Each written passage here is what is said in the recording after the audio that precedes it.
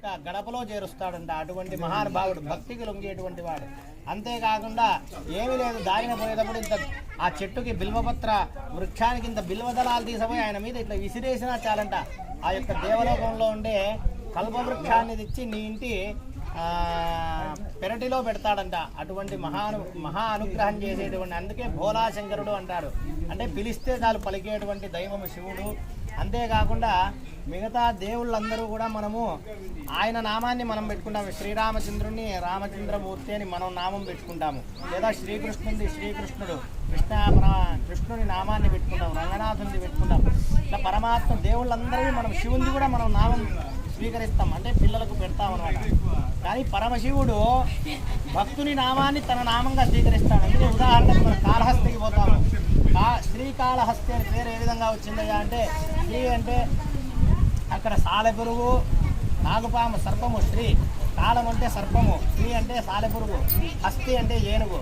ఆ యొక్క ముగ్గురు అర్చించిన దానివల్ల అక్కడ ఏం చేసిన వాళ్ళ పేరునే తన పేరుగా మార్చుకొని శ్రీకాళహస్తీశ్వరునిగా ఆయన, అంటే జంతువుల పేర్లను కూడా తన భీముడు ఆరాధించి భీమలింగేశ్వరుడు అని చెప్పి అంటాం అనమాట. భీముడు ఆరాధించినాడు, ఆయన భక్తికి మెచ్చి భీమలింగేశ్వరుడు అని తన పేరు, ఆయన పేరుని స్వీకరించినాడు. రామలింగేశ్వరుడు అంటారు, బుగ్గరామలింగేశ్వరుడు అంటే రాముడు పోయి ఆరాధించినాడు కాబట్టి రామలింగేశ్వరుడు. భక్తితో ఆరాధిస్తే భక్తుని పేరునే తన పేరుగా స్వీకరించి ఆయన అనుగ్రహం చేస్తాడు. అటువంటి గొప్ప మనస్సు కలిగినటువంటి వాడు పరమశివుడు. ఆయన ఇవ్వలేనిది ఏమీ లేదు, సమస్తము అనుగ్రహించేస్తాడు. భోలాశంకరుడు అనమాట. మరి ఏమయ్యా మనం ఆయనకి ఇవ్వాల్సిందేదంటే, మరి పుష్పమా, పత్రమా, ఫలమా, తోజమా అంటే ఇవన్నీ ఆయన ఇచ్చిండేటివి మనం ఆయనకి ఇస్తున్నాం.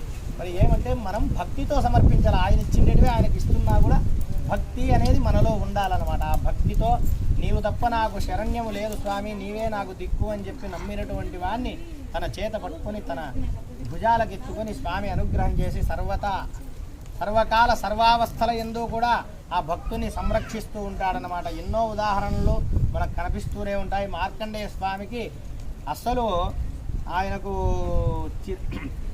16 సంవత్సరాలే ఆయుష్ అని చెప్పి పరమాత్ముడు చెప్తాడన్నాడు. పుట్టుకతోనే మార్కండేయ స్వామి మహర్షి, భావనా ఋషీంద్రుడు, వాళ్ళకు సంతానమే లేకుండా పోతే పరమశివుణ్ణి ప్రార్థిస్తారనమాట.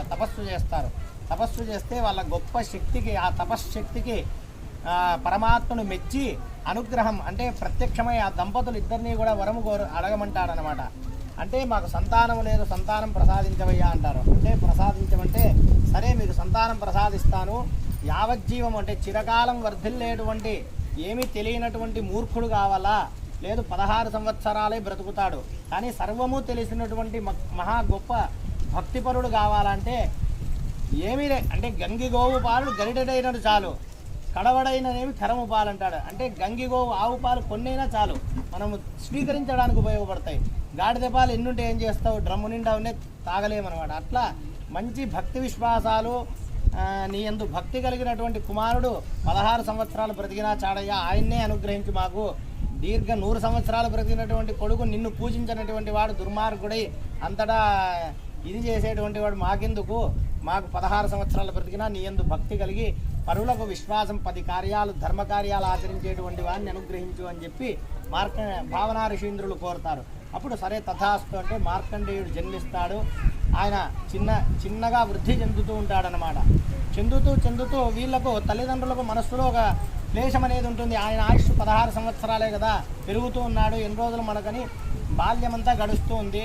యుక్త వయస్సు అంటే కొద్దిగా 5 సంవత్సరాలు బాల్యావస్థ వస్తానే వాళ్ళకి అర్థమవుతుంది. వారి చిత్తను గమనించినటువంటి ఆ యొక్క మార్కండేయుడు పుట్టుకతోనే మహావిద్యావంతుడు, ఆ యొక్క భగవంతుని అనుగ్రహంతో పుట్టిండాడు కాబట్టి శివభక్తి తత్పరుడు.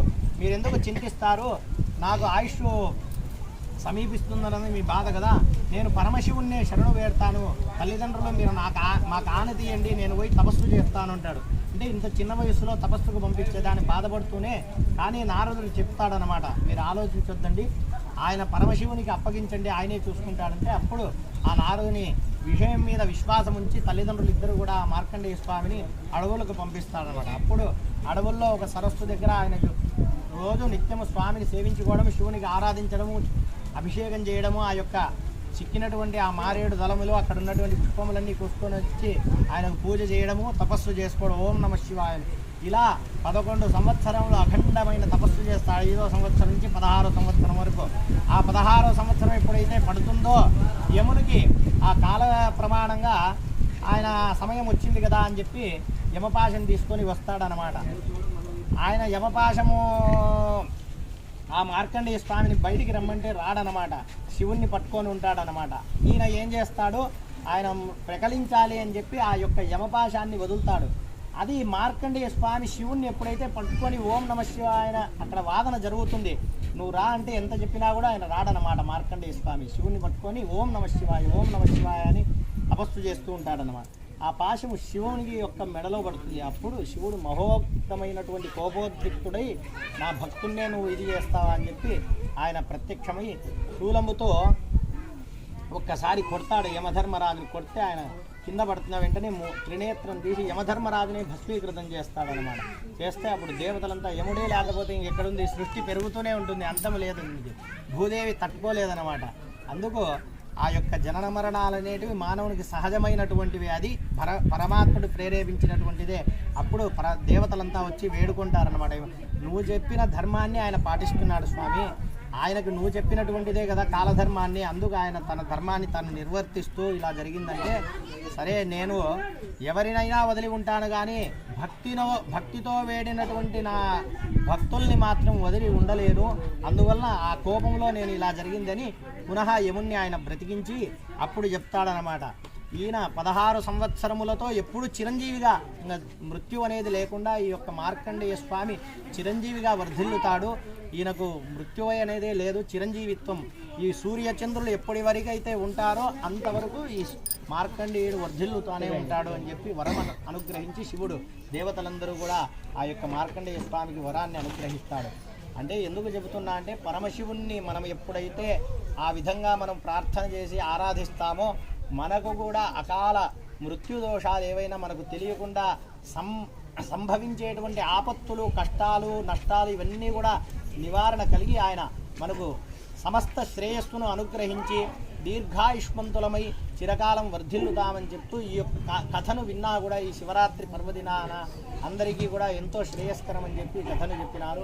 అటువంటి రుద్రహోమము, రుద్రాభిషేకం ఎలా రుద్రుణ్ణి ఆరాధించినాము, ఇప్పుడు రుద్రహోమం జరుగుతుంది. అందరూ కూడా ఈ యొక్క రుద్రహోమం జరిగినంతసేపు కూడా శివ పంచాక్షరి మంత్రం, ఆ యొక్క మార్కండేయుడు ఉపదేశించినటువంటి మంత్రం మనకు శివ పంచాక్షరి, నమ శివాయ అంటే 5 అక్షరాలు, పంచాక్షరం నమః శివాయ. అందుకే మనము పిల్లలకు కూడా అక్షరాభ్యాసం ముందు అక్షరాలు దిద్దివ్వాలంటే ఏం చెప్తామంటే ఓ నమః, ఓ నామః అంటే పలకడం రాదు కాబట్టి ఓ నామః శివాయ అంటాం. ఈ 5 అక్షరాలే దిద్దిస్తామన్నమాట. చదువు మొదలు పెట్టడమే 5 అక్షరాలు మొదలు పెడతాం. అటువంటి శివ పంచాక్షరి మంత్రాన్ని ఎవరైతే భక్తి శ్రద్ధలతో జపిస్తారో వారికి ఆ యొక్క పరమశివుని పరమానుగ్రహం కలుగుతుంది అని చెప్పి ఆ యొక్క మార్కండేయ పురాణంలో చెప్పబడింది. మీరందరూ కూడా ఓం నమ శివాయ అనండి. ఈ యొక్క రుద్రహోమం చేస్తూ